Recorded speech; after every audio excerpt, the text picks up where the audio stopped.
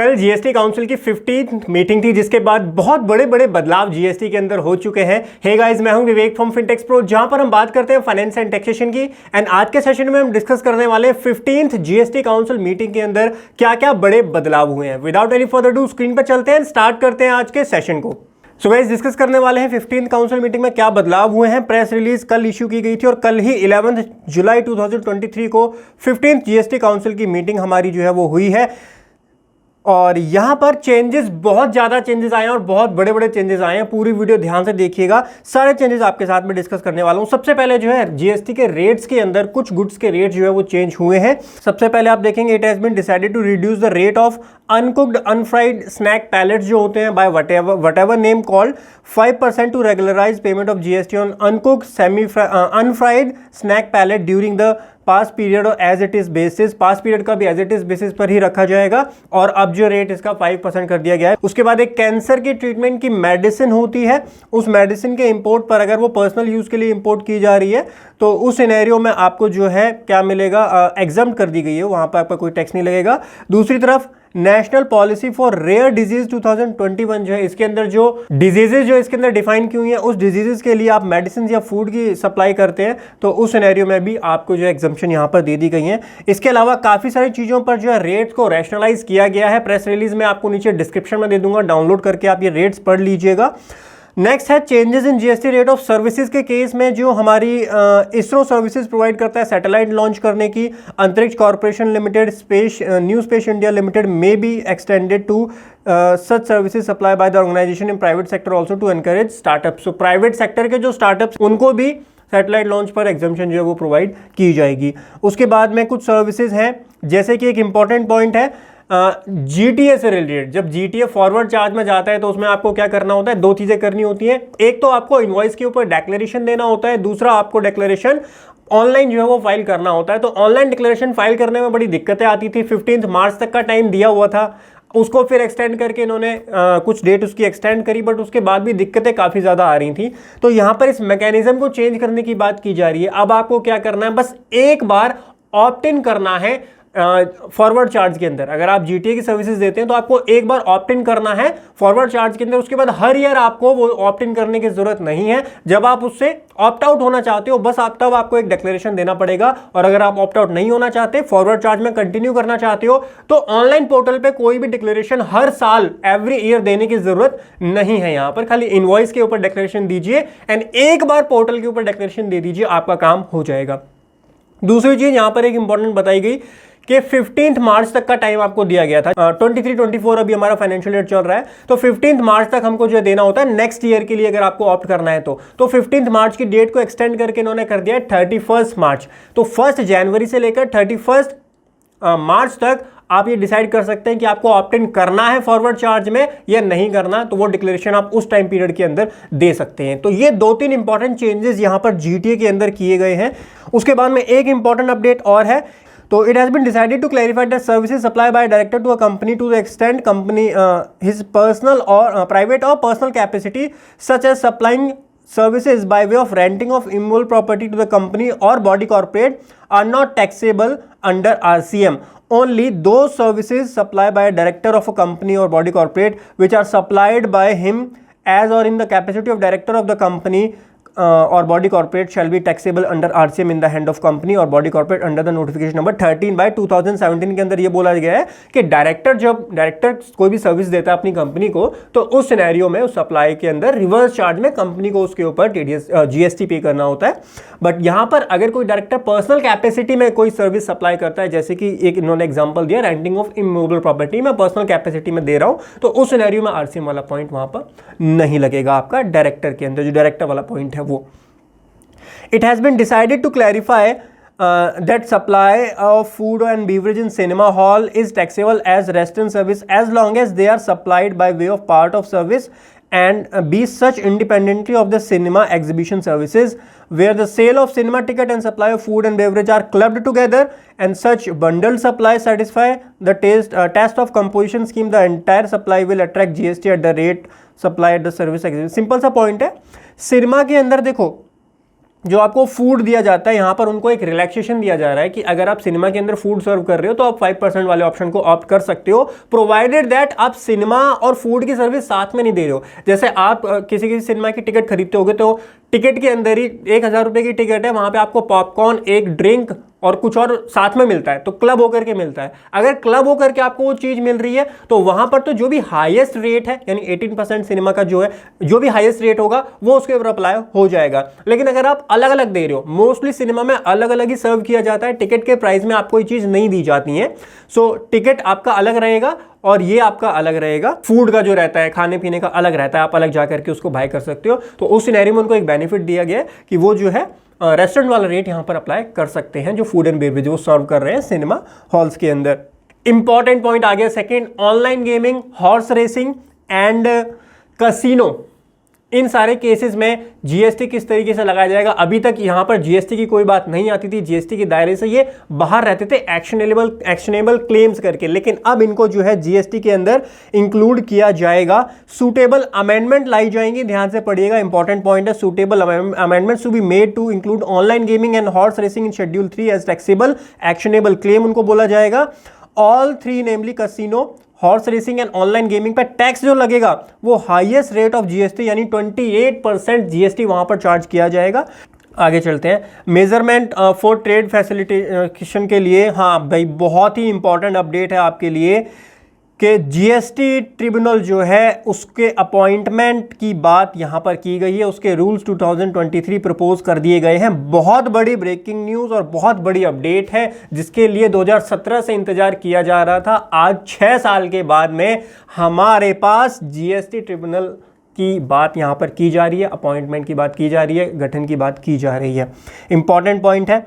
उसके बाद में और इंपॉर्टेंट पॉइंट आता है, जीएसटीआर 9 से रिलेटेड कोई भी क्लैरिटी नहीं आ रही थी कि फाइनेंशियल ईयर 22-23 में क्या जीएसटीआर 9 2 करोड़ वालों के लिए एग्जम्प्ट है या नहीं है, क्योंकि ये जो एग्जम्पशन दी जाती है, ये एग्जम्पशन दी जाती है हमको नोटिफिकेशन के थ्रू, बट अभी तक कोई भी नोटिफिकेशन नहीं आई थी। जीएसटीआर 9 और 9C पोर्टल पे लाइव आ चुकी है, आप फाइल कर सकते हैं for the financial year 22-23, but कोई exemption notification small tax payers के लिए जिनकी टर्नओवर अप टू 2 करोड़ रुपए है उनके लिए कोई एग्जम्पशन नहीं आई थी। इंपॉर्टेंट पॉइंट यहां पर, the council has recommended that the relaxation provided in financial year 21-22 in respect of various tables of GST form 9 and form number 9C to be continue for financial year 22-23। Further important point है, ध्यान से note कीजिएगा, further for ease compliance burden on small taxpayer, exemption from filing of annual return, important point है, inform GSTR 9 for taxpayer having turnover aggregate annual turnover up to 2 crore rupees to be continued for financial year 22-23 के लिए भी continue की जाएगी। अभी तक कोई official source नहीं था, हालांकि कुछ ही दिन पहले 1 जून को जीएसटी डे पर जीएसटी ने एक टेम्पलेट पोस्टर इंट्रोड्यूस किया था जहां पर बोला था कि भाई हमने छूट दे दी, लेकिन उस पोस्टर के बेसिस पर कोई कंक्लूजन निकालना मेरे हिसाब से गलत था, लेकिन इसके बेसिस पर कंक्लूजन निकालना बिल्कुल ही सही चीज होगी। बहुत जल्दी आपको नोटिफिकेशन भी मिल जाएगी, अगर काउंसिल ने डिसाइड किया है नोटिफाई भी होगा, और आपका फाइनेंशियल ईयर 22-23 में अगर टर्नओवर 2 करोड़ तक है आपके लिए एग्जम्प्ट कर दी गई है जीएसटीआर 9 को फाइल करना। इंपॉर्टेंट और बड़ी अपडेट थी। नेक्स्ट है इंपॉर्टेंट इश्यू जी, नेक्स्ट आ रहा है जो कॉमन सर्विसेज होती हैं, कॉमन सर्विसेज के डिस्ट्रीब्यूशन के लिए क्या किया जाता है, क्रॉस चार्ज किया जाता है। अभी मेरा डिस्कशन चल रहा था मेरे एक स्टूडेंट के साथ इसी टॉपिक के ऊपर, क्रॉस चार्ज के ऊपर, तो उन्होंने मुझे समझाया कि what is the concept of cross charge. क्या होता है कि कॉमन सर्विसेज हम एंटायर करते हैं, एक कंपनी ने कॉमन, मान लीजिए मैंने एक सॉफ्टवेयर लिया, एक ईआरपी सॉफ्टवेयर लिया, मेरे दिल्ली के अंदर 5 ब्रांच है, और वो ईआरपी सॉफ्टवेयर मैंने बाय किया रोहिणी ब्रांच में, और अपनी 5 ब्रांच के अंदर दिल्ली में मैंने उसको अप्लाई कर दिया, और 5 ब्रांच में मेरा अलग अलग जीएसटी नंबर मैंने लिया हुआ है, सेपरेट जीएसटी नंबर है मेरी 5 ब्रांचेस का, लेकिन जो ईआरपी सॉफ्टवेयर है वो मेरी 5 ब्रांचेस को कनेक्ट करता है, और 5 ब्रांचेस में इंप्लीमेंट हुआ है मेरा वो सॉफ्टवेयर। क्वेश्चन इज कि मैंने तो जो बिलिंग हुई है वो तो एक पे ही होगी, दिल्ली पे मैंने पूरी की पूरी बिलिंग करा ली, एंड उसको फिर मैंने क्रॉस चार्ज किया बाकी सबके ऊपर। तो क्वेश्चन इज दिस, मेरा भी पॉइंट यही था, मैंने भी यही बोला कि अगर आपको ये प्रोसेस करना है तो आपको एक सेपरेट रजिस्ट्रेशन आईएसडी के थ्रू लेना पड़ेगा, और आईएसडी के थ्रू आप डिस्ट्रीब्यूट कर सकते हो इनपुट टैक्स रेट, जो कॉमन आपके ये होते हैं, कॉमन खर्चे होते हैं, उसको आप आईएसडी के थ्रू ही डिस्ट्रीब्यूट कर सकते हो, मेरी जो बाकी 4 ब्रांचेस हैं उसके अंदर। लेकिन जो स्टूडेंट का पॉइंट था कि हम तो क्रॉस चार्ज कर देते हैं, यहाँ से बिल उसको भेज देते हैं, तो आपने सप्लाई ऑफ सर्विस नहीं किया ना, सप्लाई ऑफ सर्विस तो थर्ड पार्टी ने किया। क्वेश्चन इज दिस कि मेरी रोहिणी वाली ब्रांच है, मैंने अपना पूरा का पूरा मान लीजिए 10 करोड़ की बिलिंग हुई, 10 करोड़ की बिलिंग मैंने रोहिणी वाली ब्रांच पे करवा ली।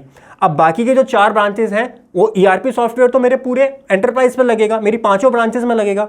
नाउ मैं 10 करोड़ को क्या करता हूं, डिस्ट्रीब्यूट कर देता हूं, 2-2 करोड़ का सबके ऊपर बिलिंग कर देता हूं रोहिणी ब्रांच से। बट द क्वेश्चन इज क्या रोहिणी ने कोई सर्विस सप्लाई, रोहिणी की ब्रांच ने कोई सर्विस सप्लाई की है अदर ब्रांचेस में? आंसर इज नो, कोई सप्लाई ऑफ सर्विस है ही नहीं। तो क्लैरिटी नहीं थी इसके ऊपर कि किस तरीके से क्रॉस चार्ज करना, इनवॉइस इशू करना, इनवॉइस इशू करके क्रॉस चार्ज करना, क्या वो एक एप्रोप्रिएट मैनर है? ये नहीं है। मैंने क्लियरली वहां मना कर दिया था, नहीं ऐसा नहीं है। अगर आपको डिस्ट्रीब्यूट करना है, आप रोहिणी ब्रांच को एज अ आईएसडी पे रजिस्टर करवाओ, फिर जो आईएसडी के ऊपर आप बिलिंग करवाओ उस कॉमन खर्चे की, फिर उसको सारी ब्रांचेस में डिस्ट्रीब्यूट करो। That should be the appropriate method, जो मैंने वहां पर गाइड किया था अपने स्टूडेंट को। उसी से रिलेटेड इंपॉर्टेंट पॉइंट यहां पर आया है। क्वेरी समझ गए होंगे क्या इशू है, किस चीज के बारे में क्लैरिफिकेशन है। So council has recommended to clarify through a circular. अब यहां पर काउंसिल ने ना 2 अप्रोच लेके चलिए। जो अभी तक हो चुका उसके लिए एक डिफरेंट अप्रोच है, और फ्यूचर के लिए प्रोस्पेक्टिव मैनर में एक डिफरेंट अप्रोच है। ध्यान से समझिएगा। Council has recommended to clarify through a circular that input service distribution mechanism is not mandatory for distribution of input tax credit of common input service procured from third party।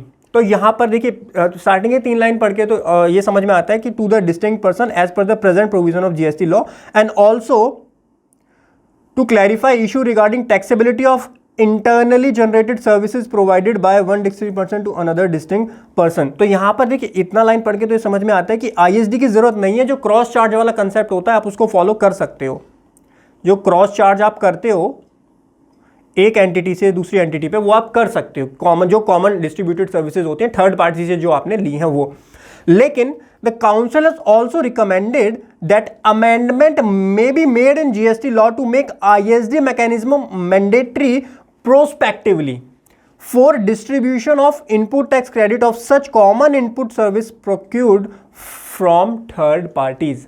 यानी जो point मैं समझाना चाह रहा था, GST council ने भी उसी चीज की एक्सेप्टेंस दी है, बट प्रोस्पेक्टिव बेसिस पर। तो अभी हमारे पास 2 सिनेरियोज बनते हैं। जो पास के केसेस हैं जहां आपने क्रॉस चार्ज किया है तो वो आपका यहां पर वैलिड बोला हुआ है, वहां पर कोई दिक्कत आपको नहीं आएगी। लेकिन फ्यूचर में आप क्रॉस चार्ज वाला कंसेप्ट मत अप्लाई कीजिएगा जो आपकी कॉमन सर्विसेज हैं उसके ऊपर। जो सर्विसेज इंटरनली जनरेटेड है, मेरी रोहिणी की ब्रांच ने अगर कोई सर्विस दी है दूसरी ब्रांच को, वहां पर तो मैं सप्लाई करूंगा, वो तो डिफरेंट सिनेरियो हो गया ना।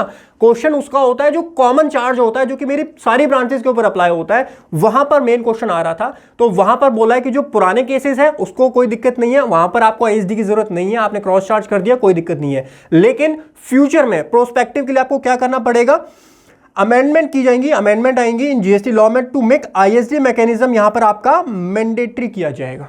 आईएसडी मैकेनिज्म मैंडेटरी किया जाएगा। क्रॉस चार्ज वाला कंसेप्ट कॉमन सर्विसेज के लिए अप्लाई नहीं करना है आपको आईएसडी मैकेनिज्म फॉलो करना है। आईएसडी में आप अप्लाई कीजिए, कॉमन सर्विस को डिस्ट्रीब्यूट कीजिए। तो ये इंपॉर्टेंट पॉइंट था जो कि यहां पर जीएसटी काउंसिल के अंदर डिस्कस किया गया। नेक्स्ट हमारा पॉइंट आता है सर्कुलर इशू किया जाएगा डिफरेंट जो cases involving warranty replacement of part and repair services during warranty period में जो रिपेयर होता है उसकी सप्लाई कैसे निकाली जाएगी, कैसे उसके ऊपर टैक्सेबिलिटी निकाली जाएगी, और इसके ऊपर जो है यहाँ पर चर्चा की गई। एक सर्कुलर जो है इसके ऊपर हमारा सेपरेटली देखने के लिए हमको मिलेगा। उसके बाद सर्कुलर इशू किए जाएंगे to clarify various issue related to refund related issue जो है यहाँ पर कुछ डिस्कस किए गए हैं, जहाँ पर ये है कि consequence to amendment in rule number 36(4) के अंदर क्या है कि रिफंड के लिए अभी तक जो एप्लीकेशन होती है वहाँ 2A को देखा जाता है, बट हमारी अब जीएसटी रूल 36(4) में अमेंडमेंट आ चुका है। अब आप जीएसटीआर 2B के अकॉर्डिंग ही अपना आईटीसी क्लेम कर सकते हो। 2A की वैल्यू जो काफ़ी कम हो चुकी है आज की डेट में।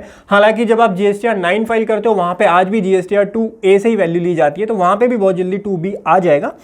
बट यहाँ पर रिफंड के केसेस में with effect from 1/1/2022 refund of accumulated input tax credit under section 54(3) के अंदर जो आप क्लेम करते हो for the tax period to be restricted to ITC on inward supply reflected in form number GSTR 2B of the set tax period और any previous tax period. तो 2A की जगह इस पीरियड के बाद में 1/1/2022 से 2B आपका मैंडेटरी हो गया था। तो उसके बाद में रूल 36(4) में अमेंडमेंट आई थी और आपके रिफंड के प्रोविजन में भी उसके बाद का जो रिफंड का आपका अमाउंट होगा वो 2B से चेक किया जाएगा। 2B से ज़्यादा का आप रिफंड क्लेम नहीं कर पाएंगे वहाँ पर।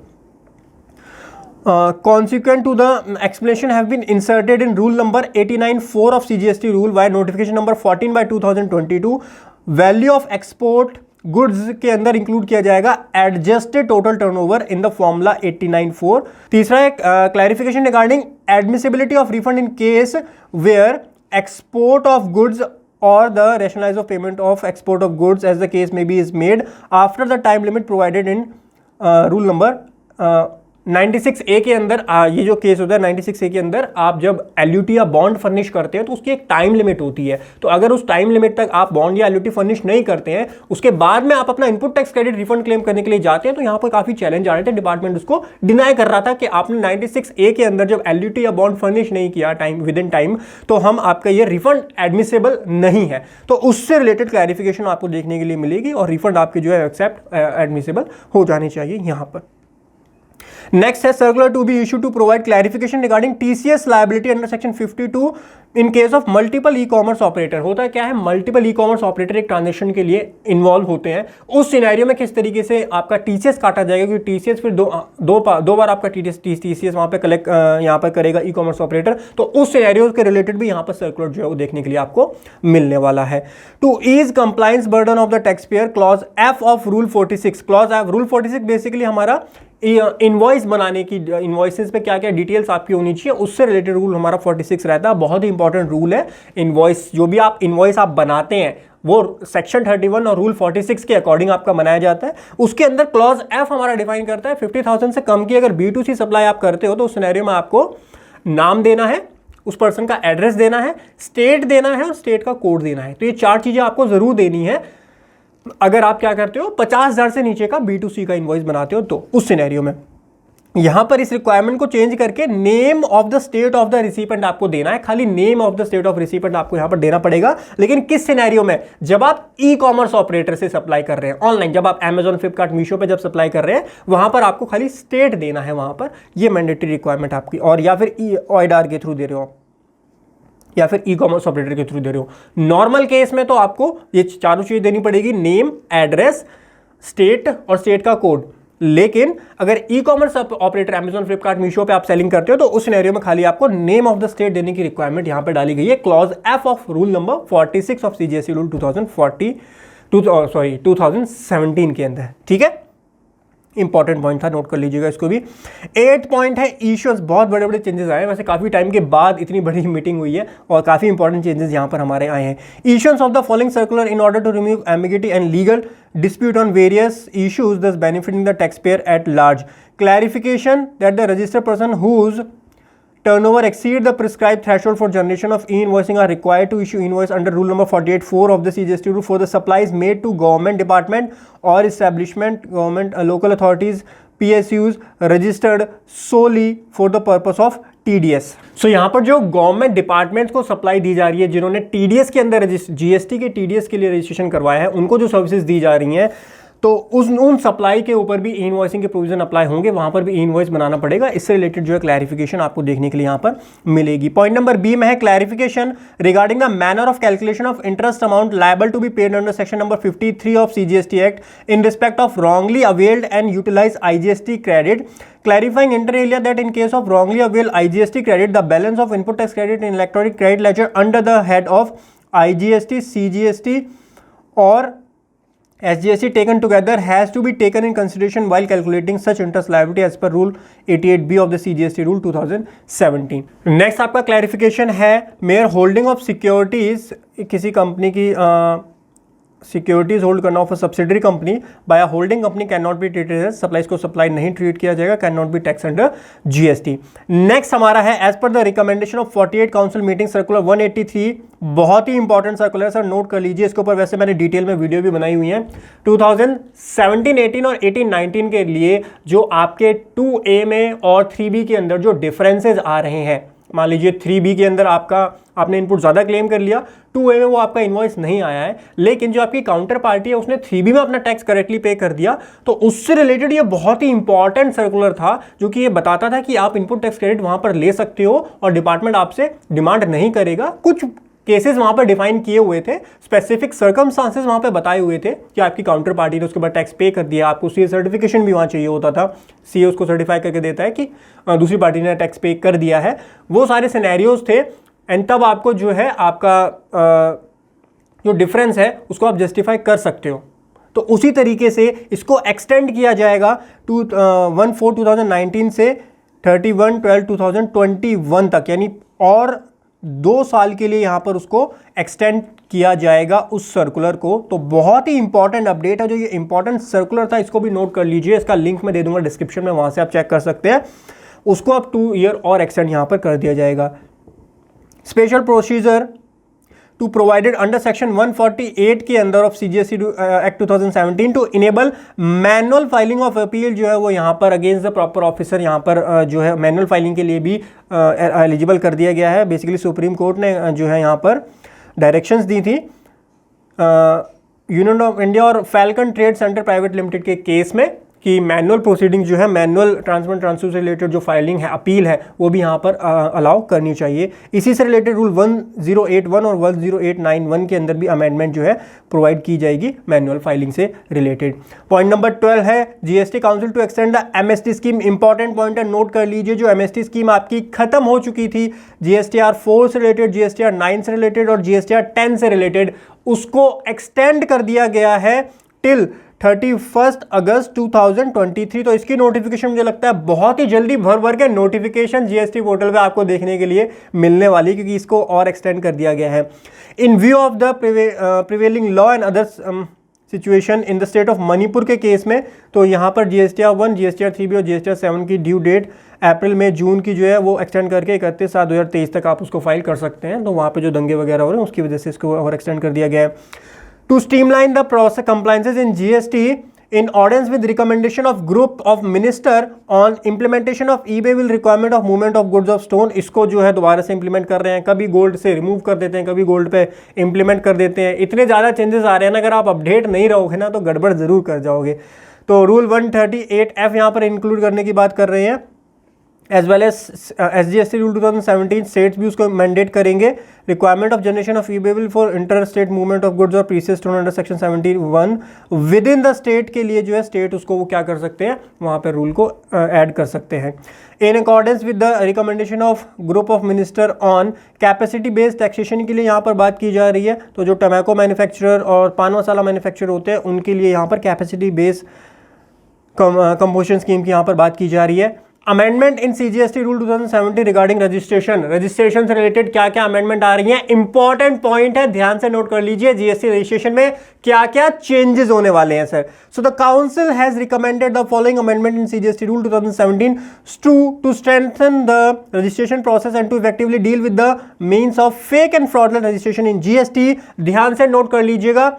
Amendment in rule number 10A to provide the detail of bank account in name of and PAN of registered person to be required to be furnished within 30 days of granted of registration or before filing of statement of outward supply under section 37 inform GSTR 1 whichever is earlier।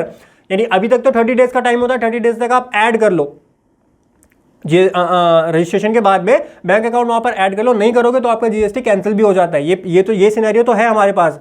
अब इन्होंने add कर दिया कि अगर आपको R1 file करनी है तो R1 फाइल करने से पहले आपको बैंक अकाउंट की डिटेल जरूर ऐड करनी पड़ेगी। तो जो भी आपका अर्लियर आ रहा है 30 डेज या R1 फाइलिंग, तो आपको वो पहले कंप्लाइंस यहां पर करना पड़ेगा। उसके बाद बारी आती है amendment in rule number 21A to provide for system based suspension of the registration in respect of such registered person who do not furnish the detail of valid bank account under rule 10A within the time period prescribed under the said rule। भाई साहब बहुत ही दिक्कत होने वाली है। System based suspension हो जाएगा, आपका GST सस्पेंड हो जाएगा ऑटोमेटिकली अगर फर्स्ट वाला जो प्रोविजन बताया है इसका कंप्लायंस नहीं हुआ। तो 30 डेज के अंदर आपने या फिर R1 फाइल करने से पहले आपने बैंक अकाउंट की डिटेल नहीं डाली। तो insertion of third provision rule number 21A4 to provide the automatic revocation of such system based suspension upon compliance with the provision of 10A। तो जब आप ऐड कर दोगे बैंक अकाउंट की डिटेल तो ऑटोमेटिकली रिवोक भी हो जाएगा आपका वो कैंसिलेशन। तो ये पॉइंट भी यहां पर आपका ऐड हो गया। देखिए ये जो अमेंडमेंट है मेनली इफेक्ट कर रही है आपकी बैंक अकाउंट की डिटेल ऐड करने के लिए। तो ध्यान रखिएगा। उसके बाद एक अमेंडमेंट डाली है रूल 59(6) के अंदर, to provide where a registered person has not furnish detail of a valid bank account under rule 10A the registered person may not allowed to furnish the detail of outward supply in form number GSTR1 या IFF के अंदर आप supply नहीं डाल पाएंगे अगर आपने valid bank account की डिटेल ऐड नहीं की है तो। उसके बाद अमेंडमेंट की जा रही है रूल 9 और रूल 25 में, to do away with the requirement that the physical verification of business premises to be conducted in presence of the applicant and also to provide for physical verification in high risk case even when Aadhaar authentication has been authenticated. दो important point discuss किए गए हैं। पहला ये है जो आपका physical verification होगा वो in the presence of applicant में ही किया जाएगा। दूसरी इंपॉर्टेंट चीज यहां पर दूसरी बात की गई है, हाई रिस्क केसेस जो होंगे, ये तो वैसे मैंने ऑलरेडी आपको एक वीडियो में दिया हुआ था, हाई रिस्क के केसेस में आधार ऑथेंटिकेशन भी आपने कर दिया, ऑनलाइन आधार ऑथेंटिकेशन हो गया, तब भी आपका फिजिकल वेरिफिकेशन किया जाएगा। ठीक है, तो ये इंपॉर्टेंट अमेंडमेंट आपके रूल 9 और रूल 25 के अंदर आने वाली हैं, ध्यान रखिएगा। उसके बाद pilot to be conducted under UT of Pondicherry, risk based biometric Aadhaar authentication of registration applicant. Andhra Pradesh ने ऑल्सो एक्सप्रेस किया इसका इंडिकेशन, तो गुजरात में अभी वो चल रहा है, तो गुजरात के साथ साथ इन दो स्टेट में भी ये नाउ सर। उसके बाद बारी आती है एक और इंपॉर्टेंट अपडेट की, रूल नंबर 88C अभी रिसेंटली हमारा ऐड हुआ CGST रूल्स के अंदर, जो कि बोलता है कि अगर आपके R1 और 3B के अंदर 20% से ज़्यादा का डिफरेंस आता है तो आपको ऑटोमेटिकली नोटिस सर्व कर दिया जाएगा एंड आपको वहाँ पे रीज़न एक्सप्लेन करना पड़ेगा या फिर टैक्स की पेमेंट करनी पड़ेगी। अगर रीज़न से सेटिस्फाई नहीं है ऑफिसर या फिर टैक्स की पेमेंट आप नहीं करते, उस सिनेरियो में रिकवरी की प्रोसीडिंग सेक्शन 79 के अंदर स्टार्ट की जा सकती हैं। उस रिकवरी की प्रोसीडिंग के लिए एक नया फॉर्म DRC 01D यहां पर जो है वो ले आया गया है CGST रूल 142B के अंदर। तो ये इंपॉर्टेंट अपडेट थी रूल 88C से रिलेटेड। और उसके बाद बारी आती है एक और बहुत ही इंपॉर्टेंट अपडेट की, अगर आपके GSTR 2B और 3B में डिफरेंस है, 2B से ज्यादा क्लेम करते हो आप GSTR 3B में और वो डिफरेंस वही सेम रहने वाला है 20% या फिर 25 लाख, दोनों में से कोई भी सेटिस्फाई हो जाता है। अगर मतलब 2B में 20% से ज्यादा आपने क्लेम कर लिया, 3B में 2B में आपका आ रहा है 1 लाख रुपए का और 3B में आपने क्लेम कर लिया 2 लाख रुपए का, तो ये तो 100% का हो गया, 20% वाली सेटिस्फाई हो गई। यहां पे आपको ऑटोमेटिकली नोटिस सर्व कर दिया जाएगा, ऑटोमेटिकली आपके पोर्टल पर नोटिस सर्व कर दिया जाएगा कि सर रीजन एक्सप्लेन कीजिए, या तो रीजन एक्सप्लेन करो या फिर टैक्स की पेमेंट करो। ये रूल आपका बिल्कुल सिमिलर है रूल 88C से, और रूल 88C के बाद में ही रूल 88D आपका ऐड किया जाएगा। यहां पे आप अगर ध्यान से पढ़ेंगे, रूल 88D आपका नया रूल GST में आने वाला है। सर इसमें फ़र्क क्या है, नोटिस तो अभी भी सर्व किए जाते हैं। ये जो रूल 88D का नोटिस होगा ये ऑटोमेटिकली आएगा और यहां पर भी मुझको लगता है रिकवरी की प्रोसीडिंग्स डालने वाले हैं। सो बहुत ही बड़ी अपडेट है ये रूल 88D से रिलेटेड। उसके बाद आगे चलेंगे तो GSTR 3A को अमेंड किया जाएगा, tax payer to their failure to furnish the annual return. GSTR 9 और 9A के लिए भी GSTR 3A वहाँ पर जो है अमेंड किया जाएगा और GSTR 3A इशू की जाएगा। Rule number 64 and form GSTR 5A of the CGST rule 2017 to be amended to required OIDAR service provider to provide the detail of supply made to registered person in India in his return in form GSTR 5A. This will help to the payment due RCM के लिए जो OIDAR से आप service लेते हैं वहाँ पे RCM की आपको पेमेंट करनी होती है, तो उसके लिए आप जो OIDAR जो इंडिया में सर्विस प्रोवाइड करेंगे उनको उनका GST नंबर और डिटेल्स भी देनी पड़ेंगी। 9 पॉइंट है, एक्सप्लेनेशन 3 ऐड की जाएगी रूल नंबर 43 के अंदर। Determination of ITC reversal capital gain के केस में कैपिटल एसेट जो आपकी होती है और वो आप अगर सोल्ड कर देते हैं बीच में तो कैसे उसका रिवर्सल किया जाएगा, रूल 43 हमको ये बात बताता है। To prescribe that the value supply of goods from duty free shop at arrival in international airport to the incoming passenger to be include in the value of exempt supply के अंदर duty free shop को भी include किया जाएगा for the purpose of reversal of input tax credit. Next है हमारा सब rule 3A to be inserted in rule number 162 of CGST rule 2017 to prescribe the compounding amount of various offences under section 132 के compound किया जाएगा offences को rule 162 के अंदर, यहाँ ये चेंज किया जाएगा। The council has recommended insertion of rule number 163 of CGST rule 2017 to provide the manner and condition of consent based sharing information of registered person available on common portal with other system. The council has also recommended issuance of notification under section 158A of CGST Act for notifying account aggregator as a system which information is to be shared by common portal. ये आपका finance act 2013 में ये वाला section add किया गया था 158A, जहाँ पर बोला गया था कि CBDT के साथ में या और भी एग्रीगेटर के साथ में इंफॉर्मेशन एक्सचेंज की जाएगी GST की।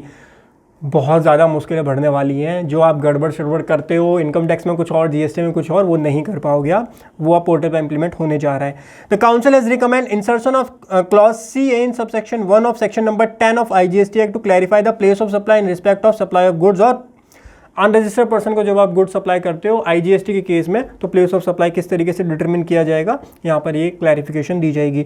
The CGST council has recommended to form a state level coordination committee comparing the GST officer and state level officer administrating the knowledge sharing on GST matter and coordination. अरे भाई फिनटेक्स pro को follow कर लो, committee की कोई ज़रूरत नहीं है।